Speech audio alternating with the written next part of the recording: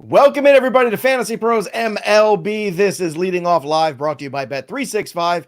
Bet $5, get 150 in bonus bets when you do at Bet365. Only when you use the promo code Leading Off. It's me, Joey P. That's the Welsh. This is the second time we're doing this because I didn't hit go live the first time because it's been that kind of day. And if you want to hear me rage, listen to Cleaning Up on the audio podcast yesterday. I think we finally got that all set.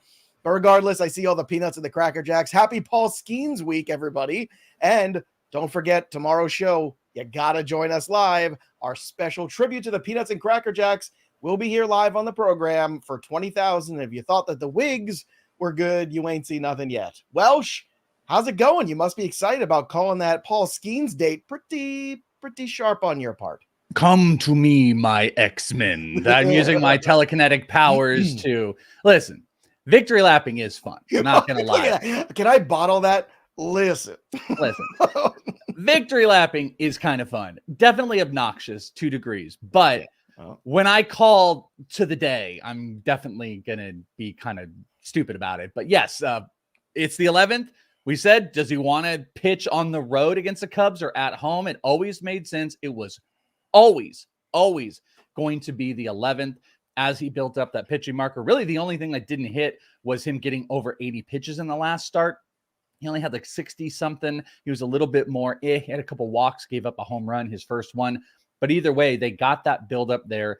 He's making his debut. This is what we've wanted. And I'm really excited about it. I have a little game. Let's play another prediction game. Get the Magneto helmet off. Okay. Give me the line. Give me the Paul Skenes line coming up against the Cubs. How far does he go? Strikeouts, walks, and then after, we should talk about his overall fantasy value. But let's do prediction game. I'm going to go 4 2/3, 7 strikeouts, no runs, 2 hits. That's where I'm going to go. No walks. No walks. Okay, that's good. It's funny you say that. I'm going to go 4 innings, 8 strikeouts, 2 earned runs, 2 walks. That's going to be my line for Paul Skenes. So the key here, we both don't have him going 5. Maybe he does. Maybe he pushes that limit. But this is a guy that's probably going to push up the pitch count. It's going to throw a lot of high strikes. There's going to be a lot of fastballs in there. Might walk a few. But it's going to be a fun, early, dominant performance. And I saw someone in the chat bring up the ultimate idea that Paul Skenes' value has never been more high than this start coming up. But do you agree with that? Look at this. Would you trade Paul Skenes for Matt Olson in a second? Can I do that right now? Mississippi Minute. Yes. I look, everybody in the chat, give us your prediction for Paul Skenes' line on Saturday. We want to see what again, I say 4 2/3, 7 strikeouts, 2 hits, no earned runs, no walks. That's what I think. It's going to be a very good performance from him. Let's see if we can get like a full prediction here. But so with that, like, if that trade is out there, you trade Paul Skenes for Matt Olson. But do you believe that this is the ultimate point of trade value? Because redraft? You mean? Yeah. Yeah, of course. This is redraft. Dynasty, I think, is a whole nother ball game. You're not touching that stuff. But here's why I say this as well, and maybe this feeds to it. Our dear friend Scott White posed this question yesterday of saying, is Paul Skenes already like a top 25 starting pitcher in ranks? I've got him in that general range. I just did my redraft rest of season update that's on it's a part of the Fantasy Pros algorithm and stuff. But like, do you believe that he is already at top 25? Because where I'm going with this is, if you think the upside is there, he's going to pitch the rest of the year. We're going to see the strikeouts. He's going to work into that top 25 and continue to go. Trading him at top 25 SP right now actually really wouldn't work. But because I think he's going to overperform that. But if you don't, then you think he might have some struggles, and sometimes a fastball gets a little bit flattened out and he doesn't go deep into games. He doesn't go 5. Then this would be if he's valued at a top 25 SP. So really, this is kind of building. Do you think this is getting out of the Paul Skenes business in redraft right now? I think it's by high point to get out of it. I think, just like I've been saying with the Garrett Cole thing, it's I can see so many negative outcomes, whether it be limitations, whether it be getting shut down, whether it be an injury. I mean, how often do we see guys who are throwing 100 miles an hour and everything looks spectacular? We get all excited, and the next thing you know, he felt something in his elbow. I mean, how many times do we have to be beat over the head with this? I'm excited for it. Don't get me wrong. I see a lot of people trolling in the chat too. 2 innings, 5 earned, 4 homers. Like, come on, don't be jerks. It's not going to be that. If it is, how hilarious is that going to be? I don't think it's going to be that. But yeah, it's not going to be that fun with the hate of the the production on the prospects as of late. But to your point, it's hard to it's hard not to say this is peak redraft sell value for Skenes, because people will be frustrated because he's might not get a lot of quality starts because of depending, he's not going to go a lot of 6 innings. You know what I mean? So path to the win becomes less. So in roto formats, I think it's an interesting conversation, especially because he has to be dominant in order to maintain those really good peripherals. In points leagues where you're looking for strikeouts, and if you can get into the 5th inning, maybe get you that W, okay. But it is a very tricky thing. I think it's a very format related question as well. But would you rather have Jared Jones or Skenes rest of the season? Jared Jones. I would say that. Why? No hesitation, but why? Well, I think Jared Jones has already proved to be able to get that pitch count, even if it's a little bit lower. Like his fastball has been unhittable. He is pushing into the 5th and 6th inning. He has built up those innings. My slight problem with Paul Skenes is the big thing that was coming out of the draft was the fastball shape. Like, he's dominated the minors. They don't know what to do with it, but you're going to have the best hitters in the world that are going to be up there. He's going to have to command that at every spot.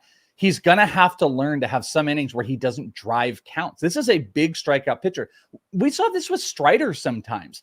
Strider would have some of those innings where he struck out 8, but he can only go into the 4th inning because this is what he does. He's a big strikeout guy, and this is who Paul Skenes is.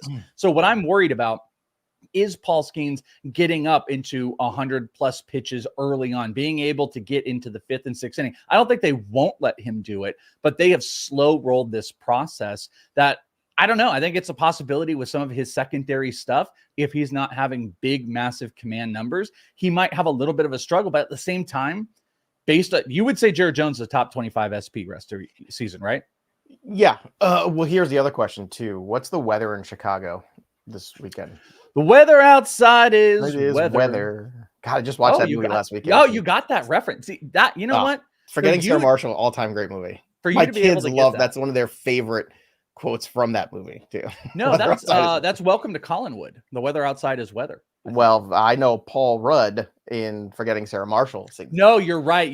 No, that I'm thinking of a different line. Yeah, that is Paul Rudd. The weather outside is weather. Very, it looks like reference. Sunday, 74 degrees Saturday, in Chicago. Yeah. Well, Saturday, rather, excuse me, 61 degrees. So not too bad. It's Chicago sometimes can be a little, rough weather-wise, so that could enter into it. But look, I think we're talking about Skenes here. We're all excited. This is good for baseball. I wish it was not on a Saturday, to be honest with you. I wish it was like on a, like a Thursday. I wish it was tonight, like Thursday night, standalone game. That would have been like spectacular. We could all like get excited to watch it. Saturday is always trickier with, events and things like that. But there's more things going on than just Paul Skenes. No, there's not. You want to see it? My Juan Soto face. Another home run for Juan Soto. Let's go. Aaron Judge at home run. Giancarlo Stanton even at home run. Everybody was going. I told you the team total yesterday was 4.5 for the Yankees. They scored 9 runs. Did 9. You see it was a good day. That Stanton home run? I did. That's the most ridiculous. I was just talking to you about watching Happy Gilmore again after a long time. The most Happy Gilmore-like swing. Just he hits it across his body. It's 100. Yeah, in the chat, 119.9 as it's described. One of my favorite terms, by the way, a piss missile. That thing was just. That thing was crazy. He's so not good at baseball, though. And it's just that's what he does. I saw someone be like, how does he do that? Because that's what he does. He's just a lumberjack. He just, I've never heard that, but that's tremendous. You've a lot never of heard 10+ Ks yesterday. Chris Paddock, 10 strikeouts. Amazing. Again, with the Marlins, but still. Chris Sale, we said we were looking forward to that start. 10 strikeouts against the Red Sox. So there you go. And Dylan Cease, not to be outdone, 12 strikeouts. I got to say, Cease was a guy I was not really in on when he was a White Sox. And then when he got traded to the Padres, I had some buyer's remorse that I didn't have more shares. And I got to tell you, Dylan Cease has been fantastic this year for the Padres. Absolutely brilliant. Yohan Duran struck out 1 batter in a scoreless 9, so good on him. Jordan Montgomery, a good bounce back after a bad outing last time. 2 runs, 7 hits over 7. And the Rays activated Taj Bradley, put Pepio on the IL. So we'll see how he does. Looks like Friday against the Yankees is going to be the Bradley start. Just for fun, Alex Bregman, my boy, dropped to the 6th spot in the Astros order. I would just buy. I mean, he's not a 195 hitter with a 275 OBP with a 260 slugging. He's just not. He's not. So buy. Just buy. Who would you rather have rest of season, Alex Bregman or Chris Morel? Alex Bregman. Stop. Chris Morel. Alex Bregman has an. Come on, dude. He's got like 6 years of productivity. I know it's been varying, but Chris Morel doesn't have one full season that sniffs what Alex Bregman's capable of. It's a bad month. Let's move on. It'll be this year. This will be the one. Why? Because he's so old and all of a sudden it just makes sense? No, well, you could use some trash cans right about now. Bregman's so overrated. He had the one great. You know what Bregman's I always into? See. This is the problem. I was the one pounding the trash can about the overratedness of Alex Bregman back in the day when everybody was going nuts. And then all of a sudden, post the scandal, everybody was out on Alex Bregman so much to the guy that I had to become the defender of Alex Bregman, which makes me unhappy. But here we are. Also unhappy, Tyler Black, because he got sent down to Nashville because our guy, Christian Yelich, well, not our guy, he's just a guy, came back, and that's a good thing there. So he is back for the Milwaukee Brewers, who certainly need some help on offense. But, of course, the rookie lookie is not the only thing you get on Thursdays. You get a lot more because it's time, ladies and gentlemen, for Prospecting with the Welsh. Look at that. There's Tom Hanks in a beard putting a pickaxe through the Welsh's head, and Welsh is kind of indifferent to it. He's like, whatever, man. It's just another day at the office. So, Welsh, this is the time where we dig into the prospect watch here. The guys down on the farm who are going to make an impact on fantasy baseball. So what do you have for the people? Where do you want to start today? Well, we do have 4 names that we're going to talk about. The prospect articles available over on FantasyPros if you guys want to go and check that out. Now, I think there's 8-9 names on there, but I deepen the list of prospects to watch. So I'm going to give you a couple at the end, just a couple names to throw out that you should put on your watch list. There are more names that we're going to talk about that are on your stash list. But I wanted to ask one question because we had some graduates. We had a really good week last week. We obviously, Paul Skenes is coming off that list. Christian Scott came off the list. And Kyle Manzardo, who made his debut. I wanted to get your take before we jump into anything here of the overall prospect failure that's been going on. People losing their mind about everyone. Kyle Manzardo's got to come up. We got to get him up. Then he has like 5 strikeouts in the first couple. He's struggling. He's got a 60% K percentage to start off, hitting 125. Do you hold Kyle Manzardo or do you kick him to the curb? Well, look, if you're in a shallow league, I think it's different. I think you can kick guys to the curb. Like Jackson Holiday comes up, he doesn't perform. You can kick him to the curb. It's a shallow league. There'll be a chance to get him back or what have you. But I think this is kind of an overall overarching issue where we talk about prospects and patience. It comes with patience, whether it be baseball, whether it be football. I remember a couple of years ago, everybody lost their mind because they were excited about all the running backs. And the second half of the year, all those running backs won people championships. If you waited, even Jahmyr Gibbs last year, right? In the baseball world too, it's such a long season where you have to think of it in the same way. You have to think of it as like, well, if they come up in April or in May and they struggle, it's not the last chance for them. If you're in deeper leagues, I think you got to hold. I always say this too. When a prospect gets called up, if you can flip them for a player that you know is very steady and solid, like if Kyle Manzardo came up and you could flip him for Alex Bregman, who has a track record of being good, I'd make that trade in a second. Why? Because there's a track record telling me this guy's having a bad month, but overall, I know what the numbers are going to be when I look at the back of the baseball card. So I treat the shallow league versus the deeper league differently. And if there's keeper implications, that has to enter into it too. Sure. But you're just regular old redraft leagues, you have to be patient. You're in a 12-team mixed league. I think you have to be patient if you made these investments. However, I think when you get to June 1st is when you start to lose patience, and then it's okay to get back in there because that's a third of the season done. Yeah, and I would add, I think, well said across the board, talking in redraft terms, of course, for most of these guys, that the reason you get into the world of stashing, my idea, hopefully, is that you are stashing these players in a way that they are not meant to be right into your starting roster. They have a starting roster set, and these are more bench players, because what we see is these guys come up and people make these big decisions. Hey, should I cut, well, now you can cut Christian Encarnacion Strand, but people are like, should I cut Strand to do this? To make these moves with players that are not affecting your starting roster, it's easier to stomach some of the early difficulties. And we've seen some of that with Manzardo, but his hit skills, they're up there. They're going to get there. Who cares about 2 games? Also positive, they're talking about working him in the outfield a little bit. So stay patient. if you can, and make roster moves and make room for these players in a way that they are not desperately a part of your starting lineup where you're screwed if they struggle, because guess what? Prospects are going to struggle a little bit early on. So let's talk about the main crew here. And we will start with Junior Caminero, who I know we've talked a ton about. A couple notes on Junior Caminero. He has a hit in every game in May so far, at least as I wrote my article. He also had a two home run game, which was on May 1st, which is great, hitting 315, 6 homers in the minors so far. He has been solid. Here's one of the most interesting things to add in. And somebody posted this, I think it was in one of our Slacks or whatever, but the Rookie of the Year odds changed dramatically on Junior Caminero today. Went from like 2,200 to 1,200.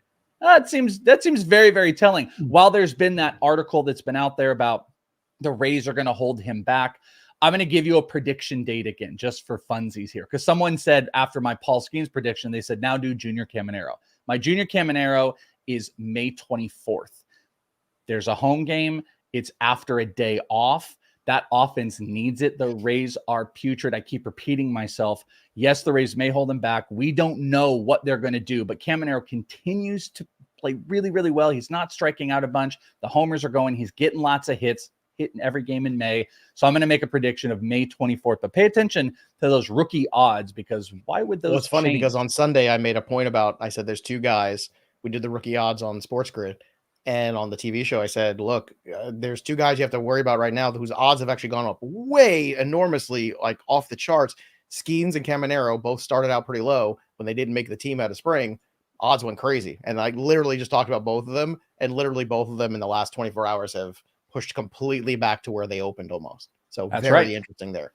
Bringing back up James Wood. Again, you got to remember when we're doing these segments, you're going to have guys that are going to turn back over. So if anything, it's important to come back to them and see how they've been performing, because James Wood, when I talk about prospects to stash, I do think we're getting to a more difficult range of levels of how much do you put into these players. I believe Caminero and Wood are the tippy top where you can sacrifice pieces on the roster. The rest of the guys, it's a little bit tougher to do. James Wood is that player that I would do it with. He's hitting 339 in the year, 4 homers, 8 stolen bases. On May 8th, put up a 2 home run game. A fun fact, by the way, all 4 homers have come in 2 games so far this year that he's had. But he's hitting 385 on the month. And if it wasn't for Jacob Young, that's playing center field, stealing bases at the front of that lineup, I think he would be up there. So they got to make that move here in the very near future. But he is the only other guy that I would put into that space where I'm really going to burn roster spots from. The other 2 that are important as far as the stash world goes, Coby Mayo,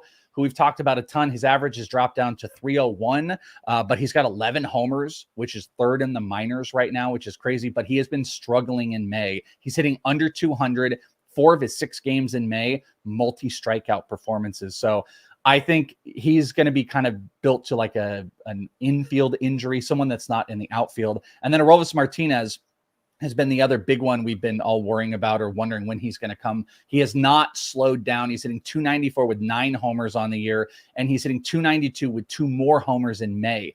The low strikeout rate, I think, has been one of the biggest beneficiaries to him, and this is just about the Blue Jays making the move of Kevin Biggio off the main roster. So once they do that, he will be up. And then finally, Joe, my prospects to watch list has gotten way deeper for everybody. So these are guys to pay attention to. It's 10 deep. I'm going to throw a couple at you. Will Warren with the Yankees. He should be the number 1 guy if they suffer any injury in that rotation. He's been solid. Max Muncy. Yes, another Max Muncy with the A's. Is in AAA. We already have one of those. I know. It's another one of them. And I wish when we'd you go get by a that different sweater name. for Christmas and you already have that sweater and you go, oh, Yeah. great. A Max Muncy. Oh, this will look good again. Maxwell Muncy. The interesting thing, they brought up Jacob Wilson, who was just drafted. He's already at AAA. I think he would be better, but I think they'll give a shot to Max Muncy first. Darrell Hernandez just suffered an injury on the IL, so they might look to him. And finally, Adrian Del Castillo with the Diamondbacks. He's a catcher. I wonder if they play him in another spot. He's hitting 340 in AAA right now, 6 homers. He's been awesome. He's a guy that could get a look soon. Usually the watch guys are probably more injury-based players, but those are some prospects for you guys to get in your brains if you're going to start stashing and making some moves. And get them prospects in your brains every single Thursday with Prospecting with the Welsh. That's Chris Welsh. Maybe someday we'll get that pickaxe out your head. and then maybe start making some better life decisions. All right, Welsh, we promised this yesterday on the show, and our amazing graphics professional Ethan has it for us. So Welsh and I were talking about the decline of Tim Anderson and what it looks like. Well, here's what it looks like. So I'm Welsh, blue. Da ba dee ba ba da. Da ba dee da da ba da dee ba da da. so explain for the layperson what we're seeing here on the YouTube channel right now with this Tim Anderson Baseball Savant page. Oh yeah, so this is the visualization of one of bad the worst baseball. of the worst players in baseball. You don't even need to do a full breakdown to see that all of it's bad. Even the Blue Men are just shocked right now. His seasonal stats are bad, but over on the right-hand side, whether people like it or not, these are the percentile ranks in baseball from Baseball Savant, and you'll see things like expected stats, expected batting average. That's the 7th percentile, worst percentile of the league. You'll see average exit velocity. You'll see barrel percentage, literally one of the worst. Every single thing that he does is one of the worst in baseball. It's actually astonishing to look at that list and that whole visualization there. And whether you care about Baseball Savant or whatever, or certain things or certain stats, whatever, everything is bad. He doesn't walk, one of the worst. He strikes out too much, one of the worst. He is one of the worst chasers in baseball. That thing is incredible. Da ba dee da ba da. Yeah, how this from beef. Tim Anderson is terrible at baseball. Giancarlo Stanton quote. That's like, it's like the Michael Scott, Michael Jordan. Yeah, I mean Tim Anderson, Javi Baez also like that. That's a good one too. Who's stolen more money? Javi Baez. So he really is the big winner, I think, at the end of the day. Some more news and notes to get to. 3 up and 3 down. We'll do this quick. Conforto 3 for 4 with a dinger yesterday. He has had a great season. Kyle Bradish, a good outing for him. Didn't get the W, unfortunately, but 9 strikeouts in 5 innings, 1 run. Marcelo Zuna, not 1, but 2 home runs. We'll get to the home run board in just a second, everybody. Craig Kimbrell, 3rd blown save. Kind of mentioned the other day, maybe one of these prospects has to go for another closer. It might happen. I don't know. Nick Pivetta was not good in his return. 5 earned runs. He was unfortunately beating his brains in by the Atlanta Braves and Chris Sale. And Jack Leiter did more Jack Leiter things. 6 runs, 4 earned, 3 strikeouts. So Jack Leiter kind of Welsh feels like he's exactly who I thought he was. And I have spent 0 fab chasing him. I was not buying the turnout. You were pretty optimistic, I feel like, when it came to Jack Leiter. I was very pessimistic. Yeah. Well, I was optimistic because of evolving. the change. And I'm like, I don't think he is. I still actually think he's evolving. I just think it's going to be a slow run. It's a guy that doesn't throw enough strikes. Well, when your ERA is 16, more predictable, how slow? Well, because he absolutely got destroyed in the first start. He was perfect in the first inning, destroyed in the second, great in the 3rd inning, destroyed in the 4th. He's not a redraft guy. Okay, back to your point. I was optimistic there could be some value in redraft this year. There ain't. But I do think we'll be talking about Jack Leiter in a year or two, maybe even in like a Dylan Cease type of way, a guy that, he can have a game where he strikes out 9 and is good, and then he has another game. The old Dylan Cease, like from the last year or two in the White Sox, was not good, was not very good at all. He might kind of be in that space. Maybe Mackenzie Gore. He might be kind of like a Gore, which is never going to be more than streamable. But yeah, I mean, I was just optimistic because like you saw massive change from him, but it ain't great. He's no Mason Miller, that's for sure. Whew. Every time that guy pitches, woo. Our midnight, baby. That guy's been unbelievable. My dear good friend Justin Steele has a new podcast that he was doing with the Barstool guys, and he had Mason Miller on, and they told Mason Miller that he had a negative FIP, and Mason Miller was like, I didn't even know that was possible. Like, they all had this conversation, and Justin Steele didn't even know it was possible to have a negative. I didn't even know that that's the thing. Like, I didn't know it was possible. It's a pretty good clip where Steele and Mason Miller are just laughing about having a negative, because Justin was like, I thought it was like ERA where it just stops at 0. It's like he's so good it went into the negative. It's like Mason Miller. It's like why don't you take some more runs? Why just take some more runs when you're pitching? Yeah, exactly. He's the first guy ever who can score runs for his own team while pitching. He's a run thief. Yeah, actually, wouldn't that be amazing too? I mean, that's basically what a -1 is. That's why that's absurd. It's stupid. That's dumb. Speaking of dumb, here's the injuries. Yeah. Pete Fairbanks, another minor league rehab start for him. Pepio, I mentioned earlier on the IL, the contusion, like IL for the contusion. Ugh. Edward Cabrera on the 15-day IL with the right shoulder impingement. We said that was going to happen. Braxton Garrett's going to get the start. So Garrett in, Bradley in. If they're on the waiver wire, go pick them up. Blake Snell making a minor leg rehab, a start at single A on Sunday. Chas McCormick and Jose Urquidy working their way back for the Astros. The Giants put Jorge Soler on the 10-day IL, retroactive to May 5th with a shoulder strain. Sean Murphy working his way back. And Christian Encarnacion Strand hits the IL with the right ulnar styloid fracture. I've never heard of a styloid fracture. How's your styloid, by the way, Welsh? I don't know. I'm going to have to get it checked out. We were in Tennessee. I remember you sprained your styloid, but it was... Well, those flights and stuff like that, your styloid can flare up a little bit. I'll tell you what, you sprained a styloid waiting to claim your seat for Southwest. You should have seen the anxiousness on Welsh's face during that whole debacle. Well, when I was coming back, we were actually going to play a football game. We just took over this field, all of us at Fantasy Pros. And I was sitting there. Everyone was trying to do stuff. And I was waiting for the minute I could jump on to instantly upgrade my seat or try to get my thing. Then I didn't, and I had to instantly upgrade. All I cared about on that football sports day was upgrading my seat on Southwest.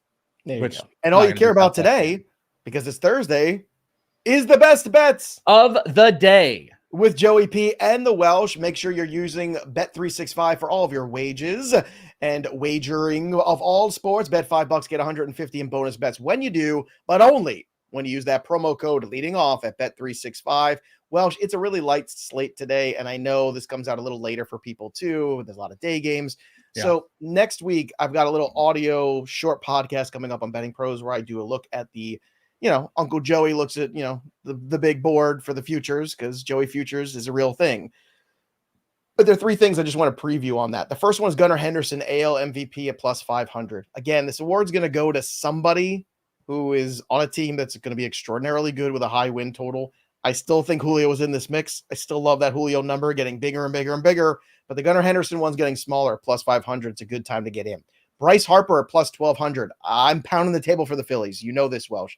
So I have not one but two Phillies wagers here. I love this Harper number at plus 12. I know he's not the first or second guy on the board right now for the National League.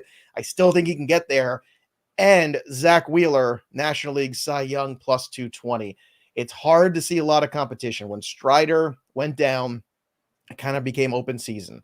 In these first 5 weeks of the season or 6 weeks of the season so far, Zach Wheeler has just been the guy, and it seems like he's in the best spot to potentially continue to be this good. So at 2-1 right now, it's an interesting time to get in. Again, April, I don't like to chase too much. I'm looking for value, not the guys at the top of the board necessarily, but Wheeler's one of those guys right now that just makes a lot of sense to me. Welsh, when you look at the top of the board, what do you see right now from a Thursday betting standpoint? And you're a little more granular today. I'm a little bit more 5,000 feet. We're going to turn this bad boy around here. Oh, the hat's getting turned, folks. Oh, it's on a Thursday betting here. It was all dusty and stuff. But on a Thursday betting, we're going to turn that hat around because we got to lock in on Thursday because there are less. And some people are going to miss out on some of these because, like you said, we've got games that are going to be starting up right as we get out. So my top bet of the day, Cleveland and the White Sox. Through the first 4.5 runs, I'm going under.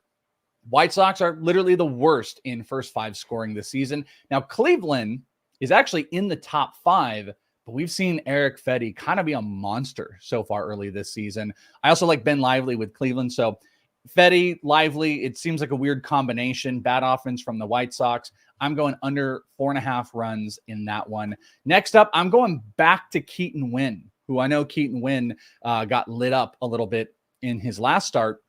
Going up against the Colorado Rockies, you can get his strikeouts over 4.5 at minus 122. This is why I like it. The Rockies have the second highest chase rate in all of baseball and the third highest chase rate against righties.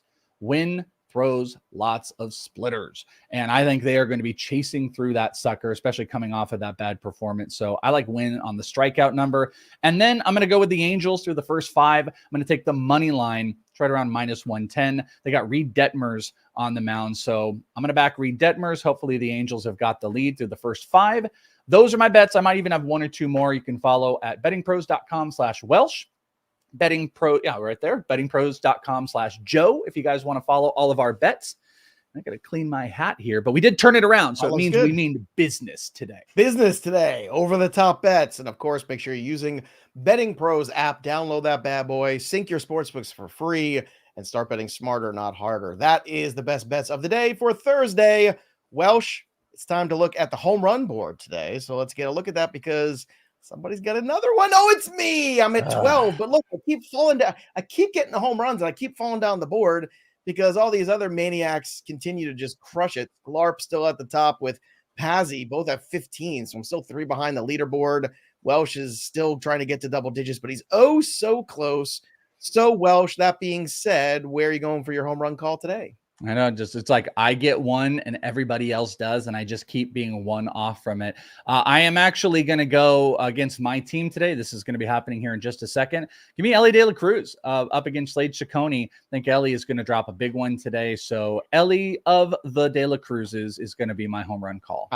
Ellie of the New Hampshire De La Cruzes, I believe. Yeah. Yeah. I'm just going to let it ride again because, Really? Yeah, because I'm just a jerk this week. I got the Ohtani homer. I let it ride. It didn't work. I got the Soto homer. I'm going to try to let it ride. See how that works. See how that goes because I know it infuriates people when I pick the same guy 2 days in a row. Yeah. And it's going to piss them off even more if I'm right again. Feels good, Welsh. Feels good. But Juan Soto, man, how good has that guy been for the Yankees? You want to talk about betting culturally. AL MVPs? I mean, but the problem is, Judge is there and he is a massive, in more ways than one, presence. But the feeling of a player going to the Yankees specifically and having such a positive impact on that team as a whole, just not even just on the field, but even off, it is an electric situation there right now in the New York area with Soto. It is crazy. They love this guy. I think he's leading in every offensive counting stat so category. They're going to have to back up the truck old school Yankee style if they want to keep him because he is doing everything the right way. And my goodness, the number one thing you could do right now as a new Yankee is kill the Astros. And he has killed the Astros this year. You want to get yourself, back in the day, it used to be beat the hell out of the Red Sox. You do that, Yankee fans are going to love you. He's beating the hell out of the Astros. Yankee fans are loving this. So it's going to be a good time. Make sure you join the home run to call contest as well over on our Discord, fantasypros.com/chat. It is free to join and fun to play. So go ahead and do that because the winner is getting that Vladimir Guerrero autographed bat. And if I get it, I'm going to break it over my leg like Bo Jackson and throw it into the fire. Do you think you could? Do you think you could break a bat over your leg? Not without hurting myself. I think you break your siloid. I mean, I could do it against a tree. I think I could swing it hard enough to break it, but okay, yeah. I mean, yeah, sure. If I could, not everybody I think is strong enough to do that. That's hard, but I think I could do it. Oh, I got the bat speed still. Yeah, I told you. I told you, Welsh. You get me out there on the batting practice. Old man can still swing the bat a little bit. Still swinging the bat. Call it the batting right. Get me out on that old batting practice, and I'll do some batting. There you go. End on this note from the chat. Juan Soto is a perfect Yankee. Cocky, talented, and a little crazy. It sounds a lot like me. All right, great stuff today from Welsh, obviously with the prospect stuff, as always. And that's always going to be on the YouTube channel. So if you ever miss it live, you want to go back and watch it again, it's up there too in its own segment. You can check that out as well. You can also follow us on all the social media platforms too, Fantasy Pros MLB. Yeah, that'll do it for us. But the story of the game goes on. For the Welsh, I'm Joey P. We'll see you next time, kids. Tomorrow, on Friday, 20K celebration. Be there.